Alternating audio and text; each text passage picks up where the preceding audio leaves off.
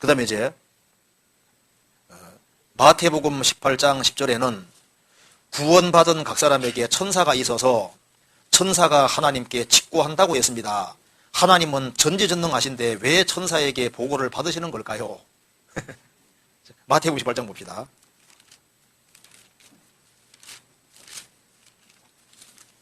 18장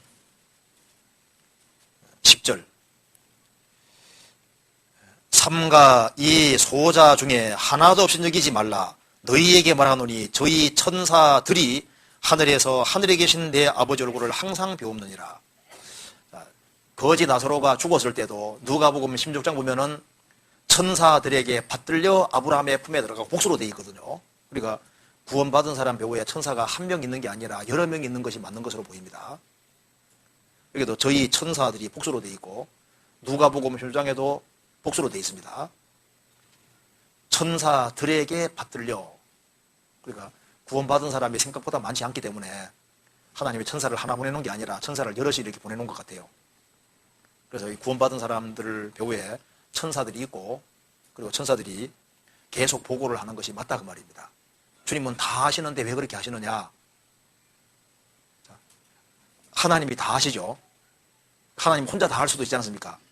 그런데 그렇게 하시는 이유가 있어요. 하나님이 다 하시면 천사가 뭐하러 존재해요? 할 역할을 주시고 일을 주시는 거예요. 인간을 구원하는데도 하나님 다 할 수 있죠. 근데 왜 우리에게 굳이 전하게 하시는 겁니까? 하나님께서는 다 할 수 있지만은 하나님은 겸손하신 분입니다. 그래서 어떤 사람 보면요, 아버지가 사실을 다 할 수 있지만은 자식들에게 할 수 있지만은 요거 저거 시키는 아버지가 있잖아요. 그래서 그 속에서 보람을 느끼게 만들어줍니다. 우리 회사에서도 어떤 사람은 탁월한 능력이 있지만 혼자 다 할 수도 있거든요. 그런데 일을 잘 분담해줘서 보람을 느끼도록 하는 그런 일이 있을 수 있는 것처럼요. 하나님께서도 다 할 수 있지만은 우리에게도 역할을 분담해 주시고 우리 할 일을 주셔서 그래서 자기 하는 일에 보람을 느끼도록 그렇게 하시는 거예요. 그러니까 하나님께서 하나님만 하시는 일이 있고 인간이 할 수 있는 것을 부분적으로 하도록 역할을 주시는 거예요. 천사들도 마찬가지인 겁니다. 하나님은 아무의 도움이 필요 없습니다. 그래서 하나님을 도와드리려는 건 합당하지를 못해요. 하나님은 도움받는 분이 아니거든요.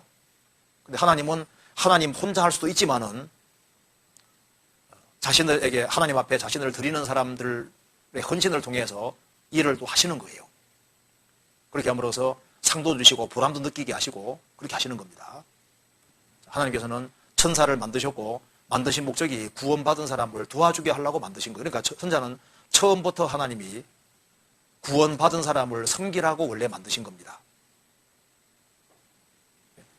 사람이 구원받을 줄 아시기 때문에 구원받고 난 이후에 구원받은 사람들을 배후에서 섬기라고 처음부터 만들어내신 거예요. 성경 찾아봅시다. 히브리서 1장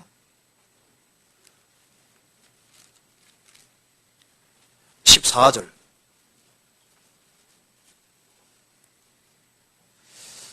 같이 읽어보겠습니다.